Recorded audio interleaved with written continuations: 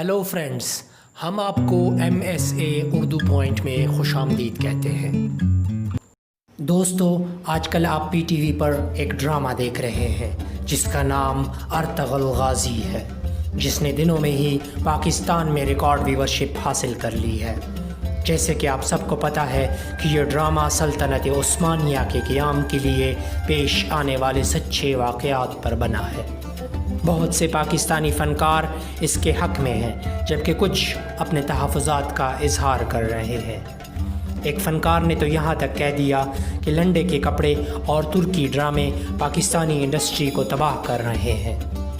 دوستو، اگر ہم ارطغرل غازی ڈرامے کو آج کل کی کسی بھی پاکستانی ڈرامے سے موازنہ کریں تو یہ بات صاف نظر آتی ہے کہ پاکستانی ڈراموں میں کہانی کی بجائے صرف لڑکا لڑکی کے چکر دکھائے جاتے ہیں۔ لباس بھی فحش سے فحش ہوتا جا رہا ہے۔ بہت سی جگہوں پر تو رشتوں کا تقدس بھی کبھی خیال نہیں رکھا جاتا۔ سوال پوچھنے پر کہا جاتا ہے کہ ویورز یہ سب دیکھنا چاہتے ہیں۔ اب جب ارطغرل غازی جو ایک اسلامک بیسڈ ڈرامہ ہے اور لوگ شوق سے دیکھ رہے ہیں تو پھر ان کو اس سے کیا تکلیف؟ بے شک ارطغرل غازی اسلامی تاریخ، جہاد فی سبیل اللہ اور اسلامک اقوال سے بھرا پڑا ہے۔ یہاں عشق مجازی سے زیادہ عشق حقیقی پر زور دیا گیا ہے۔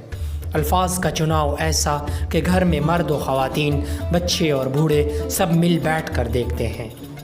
آج کل کے ہمارے پاکستانی ڈراموں میں فیشن کے نام پر کیا کیا دکھایا جا رہا ہے۔ کچھ سینز تو ایسے بھی ہوتے ہیں کہ انسان سوچتا ہے کہ سینسر بورڈ نے ان کو اجازت کیسے دے دی ہے۔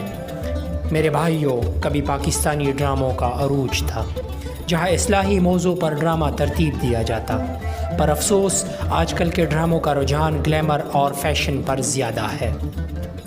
مارننگ شوز کے نام پر بچے اور بچیوں کو نچوایا جاتا ہے۔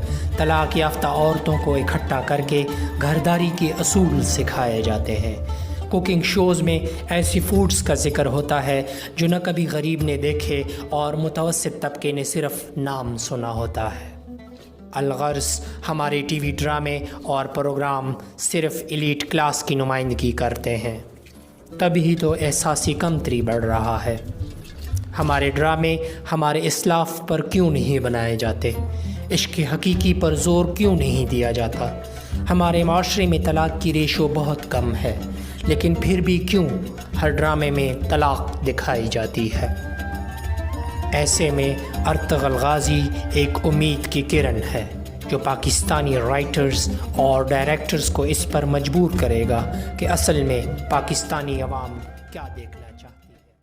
ویورز، اگر آپ کو ویڈیو پسند آئی ہو تو پلیز ہمارے چینل کو سبسکرائب کر لیں اور ساتھ دیے گئے بیل آئیکن کو پریس کریں تاکہ آپ کو آنے والی ویڈیو کی اپڈیٹس ملتی رہیں۔ انشاءاللہ پھر ملاقات ہوگی۔ اللہ حافظ۔